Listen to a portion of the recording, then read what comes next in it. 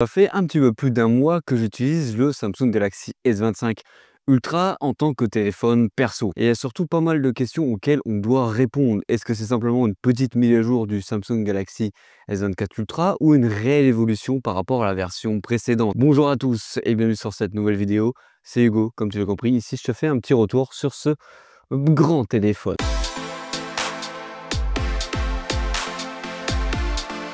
Bien sûr, comme d'habitude, n'hésite pas à t'abonner et à liker et surtout à venir t'abonner par exemple à mon Instagram. C'est plutôt cool. Je te partage dessus des petites images ou même des produits en avant-première avant que ça sorte sur YouTube. Alors, je t'avoue qu'au début, quand j'ai reçu le téléphone, j'étais tout excité. J'étais en mode, ouais, c'est mon nouveau téléphone.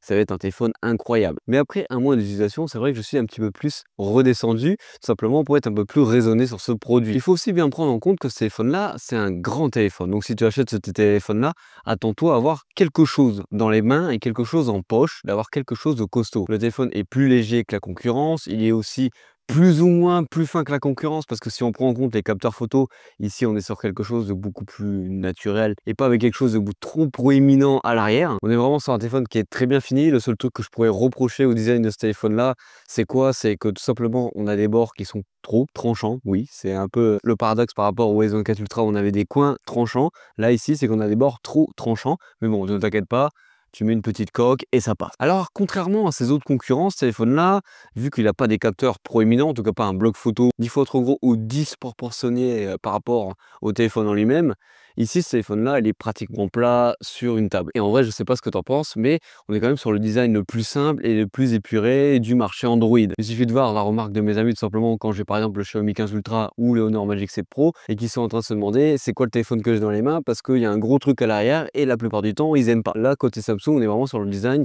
le plus apprécié, et du côté Android, n'hésite pas à me le dire en commentaire si tu penses la même chose. Alors, il y a un point où je suis quand même un peu déçu sur le téléphone. Alors, je ne dis pas qu'il est mauvais dans ce point-là, je dis juste que je suis déçu. C'est surtout au niveau de l'autonomie du produit. Alors, je m'attendais à quelque chose de fou. Oui, on garde la même batterie que l'année dernière, mais cette fois-ci, on avait le Snapdragon 8 Elite, un processeur avec une gestion juste incroyable de l'autonomie. En ce moment, je joue beaucoup à Dokkan Battle, j'ai repris vraiment à cause des 10 ans, j'ai re-accroché au jeu. Je fais aussi à côté beaucoup de réseaux sociaux et de téléphones avec le produit. Et ben, je vais être honnête avec toi, je ne vois pas la différence entre l'autonomie de ce téléphone-là et le S24 Ultra. Oui, on a une très bonne autonomie, c'est-à-dire qu'on tient une journée et demie selon les utilisations. En gros, tu vas pas venir te soucier de l'autonomie de ton téléphone dans la journée, tu sais très bien que tu tiens la journée sans problème. Mais là où je suis vraiment déçu, c'est que du coup, le S24 Ultra le faisait déjà, et j'attendais quand même une batterie pratiquement 2 fois supérieure, pas un petit changement de 5%. Parce que l'autonomie qui est soi-disant meilleure, en vrai, tu ne la vois pas. C'était la même autonomie que le téléphone précédent. Alors après, j'ai pu lire beaucoup en commentaire et surtout sur l'application Members de Samsung que beaucoup de personnes avec leur S25 Ultra avaient un problème d'autonomie. Une autonomie qui fondait comme neige au soleil. Tout simplement, ça fondait vraiment très vite. Personnellement, pour le moment, moi, j'ai jamais eu ça et l'autonomie se porte plutôt bien. Par exemple, au moment où je tourne la vidéo, là, il est 16h25. La vidéo sort dans 1h30. Je suis à 57% à 16h25 et je vais te dire par exemple la journée, qu'est-ce que j'ai fait aujourd'hui. Par exemple, aujourd'hui, j'ai fait 3 heures avec mon téléphone, j'ai fait 50 minutes de Dokkan, 22 minutes de TikTok et 14 minutes par exemple de Twitter. Si on veut aller sur les journées précédentes, on va aller sur la journée où je suis duré le plus longtemps, c'était mardi dernier par exemple où je suis resté 9 heures d'écran allumé réel avec le téléphone, où par exemple j'avais YouTube Music qui tournait tout simplement. Alors, j'avais pas payé encore YouTube Premium, du coup j'étais obligé de laisser afficher mon téléphone, donc là-dessus j'ai 2 heures. J'ai aussi 1 heure de par exemple de TikTok, 1 heure aussi de Twitter, 45 minutes de Dokkan, 40 minutes d'Instagram, 32 minutes de Maps, 25 minutes de YouTube par exemple. Donc tu vois, tu peux faire énormément de choses avec l'autonomie de ce téléphone et tenir la journée sans problème. Alors maintenant, parlons de quelque chose qui m'intéresse beaucoup dans les téléphones, c'est les écrans. Alors, on va pas trop en parler sur celui-ci car c'est comme tout le temps chez Samsung, des très bons écrans. Il n'y a vraiment rien à dire là-dessus. Personnellement, sur le téléphone, j'utilise tout le temps le mode vif parce que j'aime pas le mode naturel. Ça pète pas assez, c'est pas joli tout simplement. En plus, l'écran par rapport au S24 Ultra est un petit peu plus grand, il est un petit peu plus beau à bord,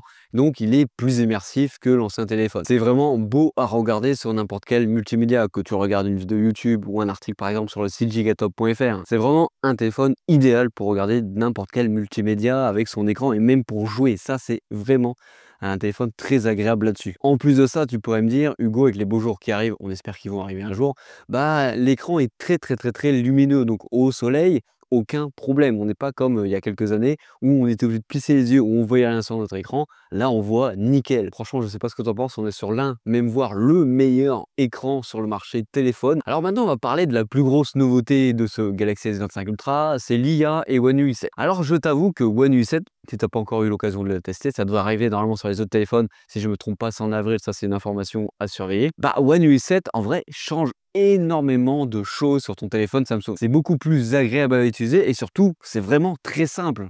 Tu as vraiment les fonctionnalités qui arrivent sous le bout de ton doigt tout simplement, très rapidement. Ça donne vraiment un coup de jeune au téléphone Samsung. Bien sûr, là-dessus, je t'invite à aller checker mes autres vidéos où je te donne par exemple des astuces sur le téléphone pour avoir un aperçu beaucoup plus tranché de ce que peut apporter One UI 7. Par contre, il y a des fonctionnalités que je ne me sers pas du tout qui sont arrivées avec One UI 7. Par exemple, tu as l'option brief du matin, brief de la matinée et brief du soir. Personnellement, je m'en sers pas. En fait, tu as l'autre fonctionnalité No Bar qui est en soi une très bonne idée, mais qui est limitée dans ses fonctionnalités parce qu'ils servent que en tout cas, elle sert que pour les applications Samsung et quelques applications Google. Donc, dans son utilisation, c'est vraiment très limité. J'attends vraiment que Samsung, là-dessus, ouvre cette fonctionnalité à d'autres applications, même voire à toutes les applications qui sont disponibles sur Android. Alors là, je t'avoue que ça me demanderait juste un petit codage en plus pour ceux qui codent des applications de permettre cette fonctionnalité-là.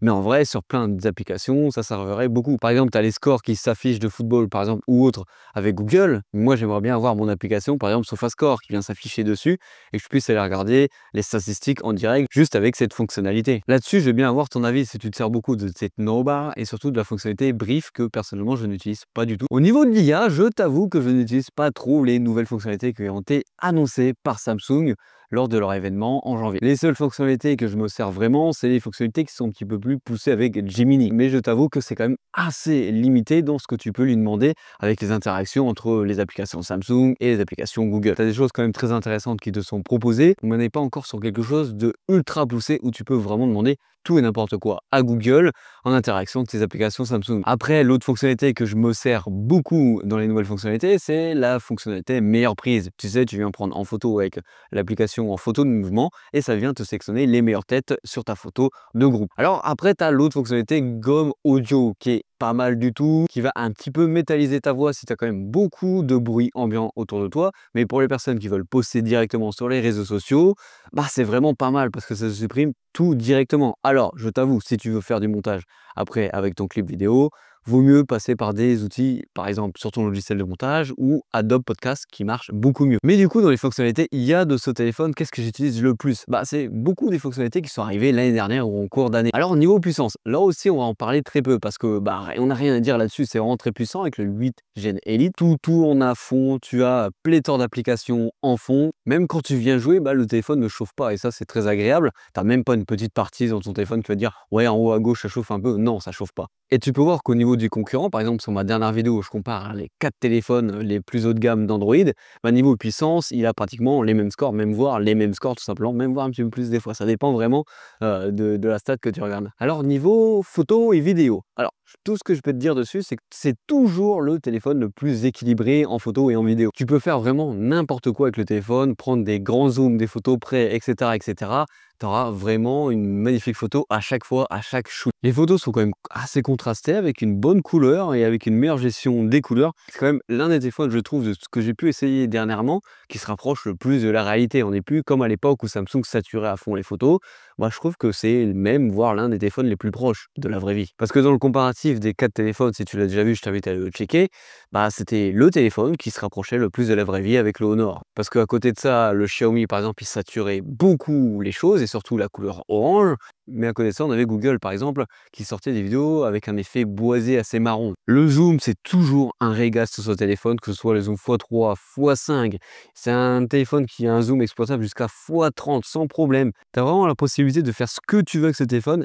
Et en plus de ça, même la caméra selfie est bonne. Mais je t'avoue aussi qu'un peu, en changeant de téléphone, si tu passes du S24 Ultra à celui-ci, tu ne vas pas avoir un effet waouh sur la photo. C'est pratiquement la même chose. Tu ne vas pas voir la différence. C'est vraiment quelques subtilités sur la colorimétrie, par exemple, ou sur les détails sur les photos sur des grands zooms. Et maintenant, en vidéo, qu'est-ce qu'il faut en penser? Bah déjà, tu as l'option log qui est arrivée. C'est cool pour les professionnels, mais pour les personnes lambda, ça ne change rien. Mais l'option est là, donc ça va. En vidéo, en soi, les couleurs, ils sont juste contrastés et mesurés avec une amélioration de switch entre les capteurs, parce que tu as une petite option que tu viens activer, dont je t'invite à aller checker lors de mes vidéos, qui te permet de faire un zoom progressif, comme si tu avais une caméra pro. Et ça, c'est vraiment bien parce que c'est très, très, très, très fluide. Parce que rappelle-toi, on n'est pas comme sur les anciens capteurs d'autres téléphones ou tout simplement où tu viens changer de zoom et ça fait des ta, ta, ta. Tout simplement, là, c'est fluide, comme si tu avais un vrai zoom. Alors, conclusion sur ce produit. La meilleure nouveauté de ce produit, c'est clairement One UI 7. Sauf petit bémol, c'est que One UI 7 n'est pas cantonné tout simplement au S25 Ultra. Mais par contre, je ne peux pas te dire, oui, achète le S25 Ultra si tu as déjà un S24 Ultra. Là, ce serait te donner fausse route de te dire, oui, achète-le, il est mieux. Parce qu'on est clairement juste sur une petite amélioration qui est appréciable, certes, mais qui n'est pas forcément nécessaire. Par contre, si tu as un S23 Ultra ou d'autres téléphones antérieurs ou même d'autres téléphones de la concurrence, oui, là, ça vaut le coup d'aller sur le S25 Ultra. Voilà, comme d'habitude, on arrive sur la fin de cette vidéo. J'espère qu'elle t'aura plu. C'était Hugo sur la 7 Gigatop. Allez, bisous.